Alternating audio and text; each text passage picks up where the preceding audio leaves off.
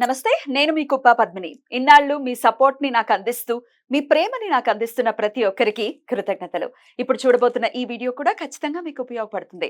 Like, share and subscribe చేసి మీ ఇష్టాన్ని అలాగే మీ సపోర్ట్ ని నాకు అందించండి. అలాగే ఈ వీడియో పట్ల మీ అభిప్రాయాన్ని కమెంట్ సెక్షన్ లో కమెంట్ చేసి నాకు తెలియజేయండి. నమస్తే, వెల్కమ్ టు అవర్ ఛానల్. నేను పద్మిని. ప్రస్తుతంతో పాటు ప్రముఖ ఆధ్యాత్మికవేత్త, అస్ట్రాలజర్, న్యూమరాలజిస్ట్, జమాలజిస్ట్ శ్రీమతి తనిష్క గారు మనతో పాటు ఉన్నారు. మాట్లాడదాం.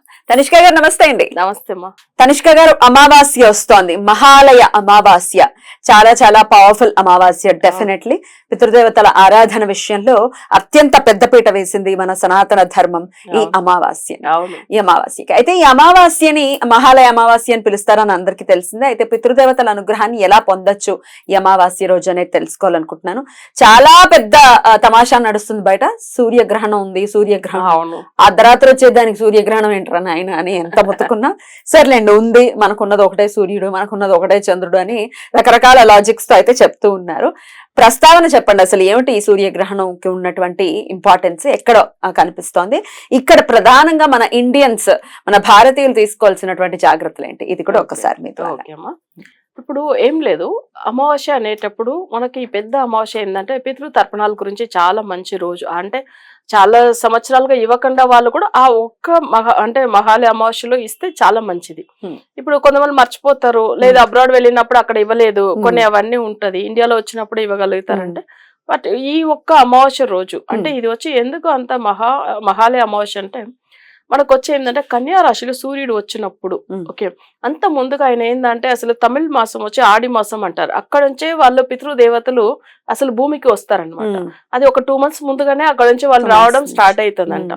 సో అక్కడ నుంచి వచ్చిన తర్వాత ఎప్పుడైతే కన్యా రాశిలో సూర్యుడు వచ్చి ఉన్నప్పుడు అమావాస్యకు ముందుగా 14 రోజుల ముందుగానే, అంటే పౌర్ణమి నెక్స్ట్ డే లోంచి స్టార్ట్ అయిపోతుంది. ఆ 15 రోజుల్లోనే ఏ రోజైనా చేసుకోవచ్చు. కానీ ఆ కొంతమంది ఏంటంటే 14 రోజులు, ఆ 15 రోజులు చేయవచ్చాము. అట్లా ఒకవేళ అందరి వల్ల కుదరదు అనేటప్పుడు ఆ ఒక్క అమావాస్య రోజు చేసుకోవచ్చు. సరే, అమావాస్య రోజుల్లో సరే ఎందుకు పితృ తర్పణాలు ఇవ్వాలి, ఎందుకు పితృదేవతలు పూజలు చేయాలి అంటే, చాలా మంది జాతకంలో చూసారంటే పితృ దోషం వల్ల ఎన్నో సమస్యలు, ఒకటి కాదు, ఒక ఆర్థిక ఇబ్బందులు అంటే ఆర్థిక ఇబ్బందులు ఒకటే కాదు, ఆరోగ్యం బాగాలేకుండా పోవడము, లేదా ఇంట్లో గొడవలు, లేకపోతే మానసిక బాధలు, ప్రతి విషయాల్లో సమస్యలు, ఇవన్నీ ఎందుకు వస్తుందంటే పితృదోషం వల్ల వస్తుంది. సరే, కొంతమంది చెప్తారు చూడండి, మా నాన్నగారు చనిపోయారు అప్పట్లోంచి బాగాలేదని అంటారు. కొంతమందిలో ఏంటంటే అసలు వాళ్ళ ఇంట్లో నాన్నమ్మనో అమ్మమ్మనో చనిపోయినప్పట్లోంచి బాగాలేదని చెప్తూ ఉంటారు. కానీ కొన్ని రిలేషన్స్ చనిపోతే కూడా కొంతమంది సెట్ అవ్వదు, అట్లా కూడా ఉంటుంది సంబంధం. అసలు రిలేషన్ అంటే వాళ్ళు ఇప్పుడు ఒకరి మేనమామ చనిపోయారు అనుకోండి, మేనమామ అంటే వీళ్ళ జాతకంలో బుధుడు. సో బ్లడ్ రిలేషన్ కదా. నెగిటివ్ అయినప్పుడు ఏమైతుందంటే, బుధుడు నెగిటివ్ అంటే మాంది గ్రహం మిథున రాశిలో కన్యా రాశిలో ఉంటే వాళ్ళ మేనమామ చనిపోతానో, లేదు ఈయనకు జాతక పరంగా మాంది బుధుడు అనుకోండి 5 పవర్. సో అప్పుడు వాళ్ళు చనిపోయిన రోజు వీళ్ళ ఇంట్లో ఉన్న వాళ్ళు కూడా చాలా అంటే ఆ నెగిటివ్ పవర్ లో చనిపోతే అప్పుడు ఏమైతుందంటే వాళ్ళకి ఆ దోషం అనేది వస్తుంది. ఇప్పుడు మనకేంటంటే ఫ్రెండ్ సర్కిల్ ఉన్న వాళ్ళు, ఫ్రెండ్ చాలా క్లోజ్ ఫ్రెండ్ చనిపోతే కూడా ఆ దోషం వస్తుంది. సో దీనికి కూడా మనం ఏంటంటే ఆ పితృదోషం, చాలా మంది ఏమనుకుంటారు తండ్రి చనిపోతేనే దోషం ఉంది అందుకే మనం పూజ చేయాలని. పితృ అంటే తండ్రి ఒకటే కాదు, పితృ దేవతలు. సో అప్పుడు ఎవరైనా చనిపోయిన ఒక ఆత్మ ఇక్కడ ఉండే వాళ్ళని బాధ పెడుతుందంటే ఆ పితృ దోషం అంటారు దాన్ని. సో అప్పుడు ఏంటంటే ఆ దేవతలకు వచ్చి మనం ఏదైనా మనం ఇట్లా తర్పణాలు ఇవ్వడం వల్ల, వాళ్ళు పూజించడం వల్ల ఏమైతుందంటే వాళ్ళ ఆత్మ శాంతిస్తుంది. సో దానికిదే ఈ పూజ తప్పకుండా చేయాలి. అయితే చాలా మంది జాతకం చూసుకుని పూజలు టెంపుల్ వెళ్ళి చేస్తూనే ఉంటారు, పరిహారం అందట్లేదంటే ఎలా అందుతుంది? పితృ దేవత శాపం ఉంటే అందదు. ఎందుకంటే వాళ్ళకి ఏమి పితృ కర్మలు చేయకపోతే వాళ్ళకి పూజలు ఫలితం ఉండదు. సో ఆ దోషం నివర్తి అయితే తప్పకుండా పూజలకు ఫలితం ఉంటుంది. సో మనం ఇప్పుడు ఎలా చేయాలి? ఇప్పుడు అమావాస్య ఒక్క రోజు వస్తుంది, అదే రోజు గ్రహణం ఉంది. సరే, ఆ గ్రహణం వల్ల ఎవరెవరికి ఏ ఏ రాశి వాళ్ళకి దోషం ఉంటుందంటే, మిథున రాశి వాళ్ళకి, కర్కాటక రాశి వాళ్ళకి, సింహ రాశి వాళ్ళకి, కన్యా రాశి వాళ్ళకి, వీళ్ళ ఈ 4 రాశి వాళ్ళకి కొంచెం ఈ గ్రహణం వల్ల దోషం ఉంటుంది. ఎట్లాంటి దోషాలు, ఎటువంటి అంటే వాళ్ళకి ఇప్పుడు మిథున రాశి అనుకోండి, వాళ్ళకి సుఖం ఉండదు అసలు. వాళ్ళకి ఏంటంటే అన్ని ఎక్కువ హార్డ్ వర్క్ చేస్తేనే వాళ్ళకి ఏదైనా ఫలితం ఉంటుంది. తర్వాత వాళ్ళ జాతక పరంగా ఏంటంటే ఆరోగ్య విషయం కొంచెం ప్రాబ్లం ఉంటుంది. సేమ్ కర్కాటక రాశి వాళ్ళకి ప్రతి పనులు డిలే అవుతూ ఉంటది, కార్య విఘ్నం అవుతూ ఉంటది. తర్వాత సింహ రాశి వాళ్ళకి ఏంటంటే ఆర్థిక ఇబ్బందులు వస్తుంది. సో అది కాక కాకుండా ఏంటంటే కన్యా రాశి వాళ్ళకి అసలు నేమ్ అండ్ ఫేమ్ మంచి పేరు ఉండదు, ఏం చేసినా వాల్యూ ఉండదు. సో ఇట్లా ఈ 4 రాశి వాళ్ళకి కొన్ని సమస్యలు వస్తాయి. అంటే అది ఎవరికైనా ఇప్పుడు ఇండియాలో ఉన్న వాళ్ళకైనా కూడా అది ఎక్కడైనా వర్తిస్తుందా? ఎక్కడ ఉన్నా ఇప్పుడు మరి ఎలా మరి? అంటే మిథున, కర్కాటక, సింహ, కన్యా రాశి ఈ 4 రాశి వాళ్ళకి ఇప్పుడు అంటే ఇప్పుడు రాబోయే అసలు ఆ గ్రహణము కొంచెం దోషం ఎక్కువ ఉంటుంది. ఒకవేళ మనకు గ్రహణం సూర్యగ్రహణం ఇక్కడ కనిపించలేదు కాదని అంటే కూడా ఎట్లా ఉన్నా కానీ సూర్యుడిని ఆయన పడతాడు కదా రాహు. సో అప్పుడే కదా గ్రహణం అనేది వస్తుంది. మనకు కనిపించకపోయినా గ్రహాలు అన్ని గ్రహాలే మన కంటికి కనిపిస్తుందా? లేదు. ఒక సూర్యుడు కనిపిస్తాడు, చంద్రుడు కనిపిస్తాడు, మిగతా గ్రహాలు కనిపించదు. కానీ జాతకంలో దాని ఒక ఇంపాక్ట్ ఉంటుంది.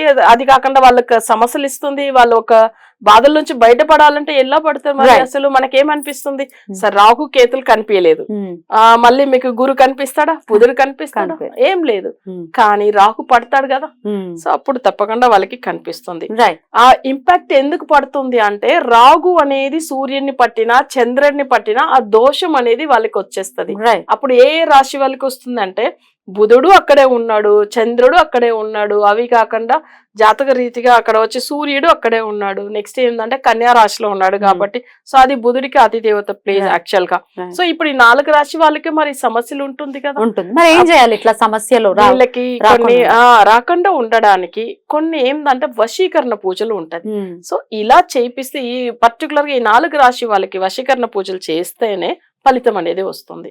సరే మనం ఎలా చేపిస్తామంటే వీళ్ళ ఫోటో, గోత్రనామాలు, తర్వాత వీళ్ళ అడ్రస్ ఇవన్నీ తీసుకొని ఒకవేళ వీళ్ళ ఇక్కడ ఇంట్లో పంతుల దగ్గర పిలిపించి ఏదైనా పూజలు చేసుకున్నా చేసుకోవచ్చు. అలా చేయలేదు అనే వాళ్ళకి మన పవర్ఫుల్ రెమెడీ అనేది చేపిస్తాం ఆ రోజు పర్టికులర్ గా. దాన్ని వాళ్ళ జాతకాన్ని అనుసరించి మీరు ఆ రెమెడీని చేయిస్తారు. అవును, ఊరికి అట్లా చెప్పేయటం కుదరదు. మిథున రాసిన వాళ్ళందరూ ఇలా చేసేసుకోండి అని చెప్పడానికి కుదరదు. ఎందుకంటే ఇప్పుడు రాశి ఓకే అయితే రాశి అంటే గోచారం ప్రకారమే మనకి ఇప్పుడు చూస్తున్నాం పర్టికులర్ గా. ఇవన్నీ కూడా కొన్ని చూడాలి. ఇవన్నీ చూసుకొని ఎందుకంటే జాతకంలో కొంతమంది చూడండి అసలు గ్రహణం పట్టిన రోజుల నుంచి కొంతమంది హెల్త్ బాగుండదు, యాక్సిడెంట్ అవుతుంది, ఏదో ఒక ఇష్యూని చెప్తూ ఉంటారు చూడండి. కొన్ని రాశులకు సెట్ అవ్వదు. సో అట్లా ఈ 4 రాశి గురించి పర్టికులర్ గా మనం చేయాల్సి పూజలు చేయించుకోవాల్సి ఉంటుంది. వశీకరణ పూజలు అది డెఫినెట్ గా వాళ్ళ జాతకాన్ని అనుసరించి చేయిస్తారు కాబట్టి డెఫినెట్ గా కన్సల్ట్ చేయొచ్చు. అదర్ దాన్ దట్ ఇప్పుడు మేము ఈ రాశులకు సంబంధించిన వాళ్ళం కాదండి, అయినప్పటికీ ఆ రోజున ఎలా ఏం చెయ్యొచ్చు అని అంటే ఏం చెప్తారు? ఓకే, మనం ఇప్పుడు వచ్చి ఒకవేళ ఈ పూజలు చేయించుకోలేదు అనేటప్పుడు మనకు ఇంటి దగ్గర ఉన్న ఏదైనా శివాలయం ఉంటే శివాలయం వెళ్ళి పూజలు చేసుకోవచ్చు. లేదు మాకు ఆ పూజలు చేసుకోవడానికి అవగాహన లేదు అనేటప్పుడు ఏమైతుందంటే వాళ్ళకి పూజలు చేసుకోవడం కొంతమంది కుదరదు, అసలు వాళ్ళ ఇంట్లో చేయలేదు. అప్పుడు మనకు కొన్ని వాళ్ళ ఇవి డీటెయిల్స్ ఇస్తే మేమే చేపిస్తాం. సో అది వాళ్ళకి ఆ వర్క్ ఎట్లానంటే వాళ్ళకి ఏం ప్రాసెస్ కూడా అవసరం లేదు, వీళ్ళు చేయవలసింది ఏమి జస్ట్ సంకల్పం చేసుకోవాలి. మనకు ఆ పితృ దోషం లేకుండా ఉండాలి, దేవుడిని మంచిగా కోరుకోవాలి, మనకి ఏ సమస్య ఉన్నా తీరిపోవాలని మనం అసలు ఎట్లా చేయాలంటే ఆ రోజు సంకల్పం అనేది చేసుకోవాలి. పూజలు మీరు పూజ గదిలో కూర్చొని గంటల సేపు చేయాల్సిన అవసరం లేదు.